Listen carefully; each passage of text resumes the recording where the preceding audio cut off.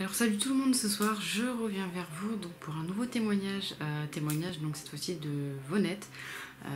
Vonette que j'ai rencontré aussi donc lors des événements Ghoston qui étaient organisés il y a quelques temps. Elle a aussi un groupe de paranormal qui s'appelle La Nuit du Chasseur. Donc ce soir elle va vous raconter donc l'expérience qui l'a le plus marqué. Donc je vous laisse avec elle et je vous dis à très vite. Salut! Bonjour à toutes et à tous, c'est Vonette de la Nuit du Chasseur. Alors, je vous fais cette petite vidéo aujourd'hui pour répondre à l'invitation d'Elodie, qui gère la page Nos expériences paranormales. Donc déjà, merci Elodie de m'avoir demandé de faire ça. Alors voilà, Elodie m'a demandé il y a quelques temps, il y a déjà pas mal de temps en vrai, j'ai traîné de ouf, de faire une petite vidéo pour vous raconter, essayer de partager un peu avec vous peut-être l'expérience en relation avec le paranormal qui m'a le plus marqué. Pour vous dire la vérité, j'ai longtemps hésité entre vous raconter peut-être plus en détail quelque chose que vous avez pu déjà voir dans les épisodes de La Nuit du Chasseur, ou éventuellement voilà, vous raconter quelque chose d'un peu plus personnel. J'ai fait le choix de vous raconter quelque chose d'un peu plus personnel. C'est peut-être pour ça d'ailleurs que ça m'a demandé autant de temps de faire cette vidéo, parce que c'est jamais, c'est pas évident hein, de se dévoiler comme ça à des gens qu'on connaît pas, qu'on ne voit pas. Mais voilà, bon allez, je me suis dit, je trouve que l'idée d'Elo est très très bonne. Quand on fait partie d'un groupe, les gens nous connaissent, les gens savent qu'on est intéressé par le paranormal. Généralement, ils ne savent pas trop pourquoi ou comment on est arrivé là. Surtout si, comme moi, vous faites partie d'un groupe et que voilà, vous n'êtes pas là pour raconter votre vie perso. Donc voilà, je trouve ça très bien qu'elle donne l'opportunité à des gens qui veulent le faire, qui ont envie de le faire, de partager un peu plus leur expérience à eux.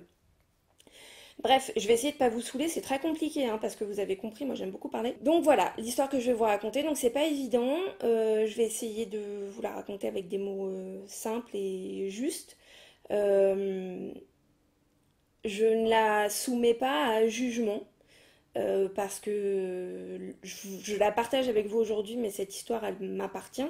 C'est une expérience qui compte énormément pour moi et dont je ne me pose même pas la question de est-ce que c'était vraiment quelque chose ou pas. Je sais que c'était quelque chose, donc voilà, je vous raconte pas ça aujourd'hui pour, je sais pas, ouvrir un débat sur est-ce que c'est réellement arrivé ou pas, est-ce que on m'a demandé de partager, je partage. Alors donc, pour vous raconter cette histoire, il faut que je vous parle un tout petit peu de ma vie personnelle. J'ai perdu ma mère il y a bientôt 10 ans. Elle a été très très malade pendant très longtemps, elle a eu beaucoup de cancer. Et le fait qu'elle ait une maladie longue comme ça nous a permis d'avoir bah voilà, quelques discussions qui sont pas très agréables à avoir, mais qui sont, je pense, un peu inévitables dans des familles. Donc là, en l'occurrence, la dernière discussion que j'ai eue avec elle, avant qu'elle nous quitte, euh, était à propos du petit héritage que j'allais toucher, comme dans n'importe quelle famille, en fait, à sa mort. La question, bien évidemment, n'était pas celle de l'argent, mais plutôt celle d'une mère qui s'inquiétait pour le futur de son enfant. Donc, grosso modo, elle me demandait ce que j'allais faire de ma vie. Donc à l'époque, j'étais déjà dans le milieu du tatouage et du piercing.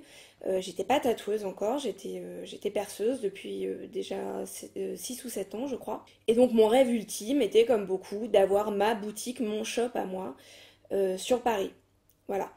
J'étais encore très jeune, hein, j'ai 36 ans aujourd'hui, donc voilà, faites le compte, il y a 10 ans, j'étais encore très très jeune. J'avais pas beaucoup d'argent, etc. Et donc j'avais conscience de l'importance de cet héritage et de l'importance que ça avait pour ma mère comme pour moi de respecter ce que j'allais lui dire. Donc voilà, donc ce jour-là, elle me demande ce que je vais faire. Je lui dis, bah maman, je vais ouvrir un shop de tatou et de piercing, je vais ouvrir mon affaire. À cette époque, j'avais une vision très précise de à quel endroit je voulais l'ouvrir, comme souvent avec moi, hein, j'ai souvent des idées très précises de ce que je veux, hein, ça peut être un peu chiant.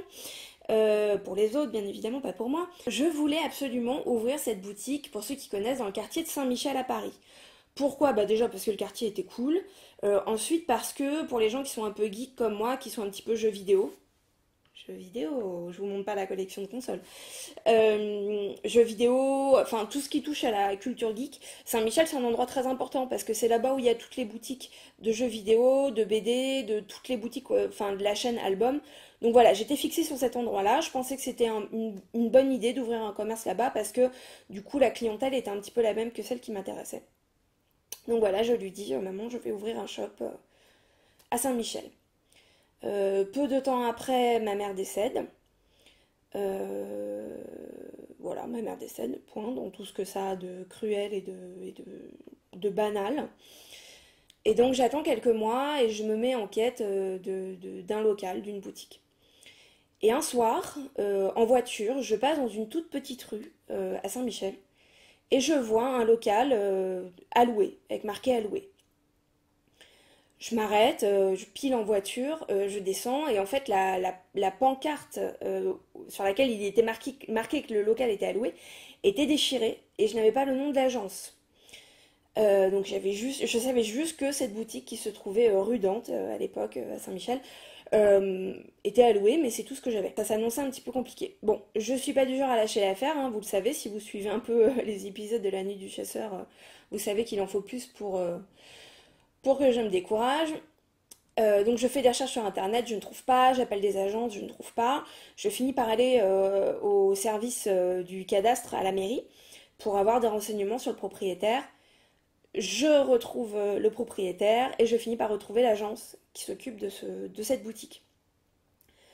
Je prends rendez-vous pour la visiter et donc voilà, j'arrive là-bas le jour de la visite. Donc la boutique est dans un état absolument abominable. Il y a beaucoup de travaux à faire. Enfin, c'est pour le coup une tâche un peu pharaonesque. Mais en tout cas, la boutique me plaît énormément. Tout ce que j'aime, il y a du bois, c'est un peu vieillot, etc. Bon, je pose plein de questions à l'agent. Donc il y avait un rez-de-chaussée et un sous-sol. Donc je lui dis, est-ce qu'on peut aller voir le sous-sol? On descend au sous-sol. Donc c'était une petite salle, toute carrelée, donc pareil, ce qui correspondait parfaitement à mes besoins. Donc jusqu'ici tout allait bien, à part quelques travaux à faire. Et donc dans ce sous-sol, donc c'était une pièce carrée, vous imaginez une pièce carrée, et il y avait une porte, une grosse porte, comme une porte d'immeuble, quelque chose de blindé. Donc je demande à l'agent, qu'est-ce que c'est que cette porte, où est-ce que ça mène? Et l'agent me dit, c'est rien, en fait c'est une porte qui amène au système de cave de l'immeuble qui se trouvait au-dessus de la boutique. Donc derrière cette porte, vu que nous sommes en sous-sol, il y a les caves des locataires et des propriétaires de la boutique. Donc il me dit, vous occupez pas de ça, etc. Comme je suis une grosse relou, j'insiste et je lui demande d'ouvrir cette porte pour voir si, voilà, j'en sais rien, si derrière il y a pas un dragon ou un truc, enfin bref, que tout est safe, quoi. Donc cet agent immobilier ouvre la porte. Donc derrière, vous imaginez un couloir avec des caves sombres, pas de sol, enfin pas de carrelage, c'était de la terre battue, etc. Pas de lumière du tout, donc je ne vois rien. Et en fait, il ouvre cette porte, et au sol, dans l'ouverture de la porte, donc se dessine un rayon de lumière. Et dans ce rayon de lumière, je vois au milieu, sur le sol, un bout de carton, grand, je sais pas, je vais vous dire 1,20 m sur 1,20 m, sur lequel sont collées des photos de mon groupe préféré, qui s'appelle Pearl Jam, époque Denis, qui a quasiment toujours été mon groupe préféré. Et bref, donc je vois ce carton avec plein de petites coupures de magazines, de photos, etc. sur Pearl Jam. Et donc je vois ce carton et je me mets à pleurer. Et l'agent immobilier me dit, mais qu'est-ce qui vous arrive, etc. Et je lui dis, bah c'est simple, ce bout de carton, c'est moi qui l'ai fait. C'est moi qui ai découpé ces photos, c'est moi qui les ai collées sur ce bout de carton. Il y a à peu près 10 ans. J'avais oublié que ce bout de carton existait. À l'époque où je l'ai fait, donc vous imaginez, hein, j'étais une gamine de 14 ans qui découpe les petites photos, le moindre truc où il y a écrit Pearl Jam dans sa chambre et qui les colle sur un carton, voilà, comme une ado quoi, qui veut se faire son truc Pearl Jam. À l'époque, donc je vivais avec ma mère et ma sœur, même pas dans le même arrondissement de Saint-Michel, on habitait dans le 20e, à Port de Bagnolet. Et donc j'ai fait ce carton qui m'a accompagné sur le mur de ma chambre pendant quelques années, et puis voilà, la vie faisant, j'ai déménagé. Je ne sais plus ce qui est devenu ce carton, etc. Toujours est-il que, je dirais environ 12 ans après, ce jour-là, dans la boutique que je visite, je vois ce carton.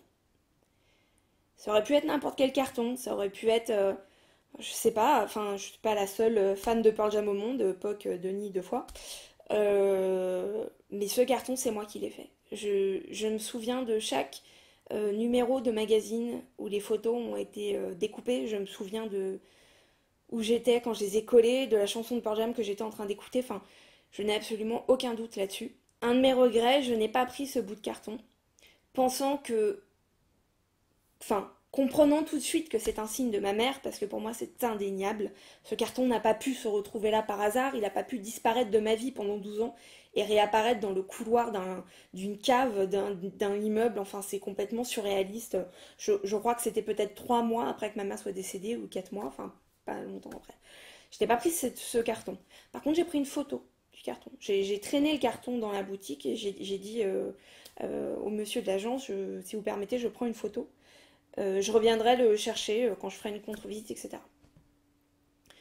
Donc j'ai fini cette visite dans un état comme ça, en me disant mon Dieu, qu'est-ce qui se passe, qu'est-ce qui arrive, etc. Je suis rentrée chez moi, j'ai envoyé par email cette photo à ma sœur, en lui disant, en mettant dans le sujet du mail, n'ouvre pas ce mail, je vais t'appeler, tu l'ouvres au téléphone avec moi. Je suis vite rentrée, je l'ai appelée, je lui ai dit vas-y, ouvre le mail. Elle a ouvert le mail. Il y a eu, je sais pas, 5 secondes de silence pendant lesquelles j'imagine elle a dû faire comme moi, c'est-à-dire chialer, hein, comme une môme. Et elle me dit, mais c'est ton carton. Et ouais, c'est mon carton. Bizarrement, pour la suite de l'histoire, je n'ai pas donné suite à cette boutique. Je n'ai même pas pris de boutique à cette époque, puisque j'ai ouvert ma boutique il y a 3 ans. Donc comme je vous ai dit, j'ai 36 ans, donc j'en avais 33 à l'époque. Pas dans le même quartier, puisque encore une fois, je suis dans le 20e arrondissement de Paris. Que faisait ce carton à ce moment-là ici? Où était-il passé pendant ces 12 années? Je sais pas. Je sais juste que... Et je m'en fous, entre vous et moi. Je sais juste qu'à ce moment-là, c'était le signe de ma mère qui me disait « Je suis là, je te vois, c'est ok pour la boutique. » Et ça ressemblait bien à ma mère, donc je te fais un petit clin d'œil, je t'envoie Pearl Jam. Mon rapport au paranormal n'est pas étranger à mon rapport avec ma mère, enfin le rapport que j'ai eu avec elle tout au long de ma vie. Elle était très portée sur le spirituel, elle nous a ouvert l'esprit, ma soeur et moi, à beaucoup de choses. J'ai touché au paranormal pour la première fois quand j'étais toute petite, parce que je me planquais pour aller lire. Ma grand-mère était abonnée à un magazine sur le paranormal, je devais avoir 10 ans, et donc je me planquais pour aller lire les magazines. Et à côté de ça, voilà, j'avais ma mère qui était très ouverte à ça, elle était cartomancienne. Voilà, elle tirait les cartes, les runes, elle faisait du reiki, enfin, elle m'a vraiment appris à avoir l'esprit ouvert, à croire en tout, y compris ce que je ne voyais pas. Et ce jour-là, lors de cette visite, je ne voyais pas ma mère, mais clairement, elle était là. Voilà, c'était ma petite histoire. J'ai vécu des histoires plus effrayantes ou plus rigolotes ou plus... Je vous laisse découvrir tout ça dans les épisodes de La Nuit du Chasseur. J'espère que mon histoire vous a, je sais pas, intéressé, remué, enfin... fait quelque chose. Merci Elodie de m'avoir proposé de faire ça. C'est très agréable pour moi. Bah, finalement, je m'en rends compte une fois que c'est dit. J'avais un peu peur de vous le raconter. Je me rends compte maintenant que c'est très agréable en fait de partager ça avec vous. Elodie, je te souhaite plein de bonnes choses pour tes projets. J'en profite pour te féliciter pour les initiatives que tu prends. C'est bien qu'il y ait de la visibilité française dans le paranormal. C'est bien qu'on montre aussi qu'il n'y a pas que des mecs qui prennent des GoPro et qui vont se filmer dans des ruines, mais qu'il y a aussi des gens derrière ça qui ont des idées, des envies, des projets qui les mettent en place, et ça marche ou ça marche pas, peu importe. Mais en tout cas, le paranormal est vivant, j'ai envie de dire. C'était un peu bizarre ce que je viens de dire, mais c'est pas grave. Et voilà, c'est grâce à différents groupes, c'est grâce à plein de gens, mais c'est aussi grâce à toi. Donc voilà, donc continue ce que tu fais, continuez tous à vous intéresser à ce que vous faites. Si on est là, bah, bien évidemment c'est grâce à vous, c'est pour nous, surtout, on va pas se le cacher, mais c'est un petit peu pour vous. Et voilà, je suis désolée, j'ai parlé beaucoup trop longtemps. Je vous embrasse et puis peut-être à bientôt. Si un jour on se croise, n'hésitez pas, venez me dire bonjour, ça me fera plaisir. Voilà, je vous embrasse.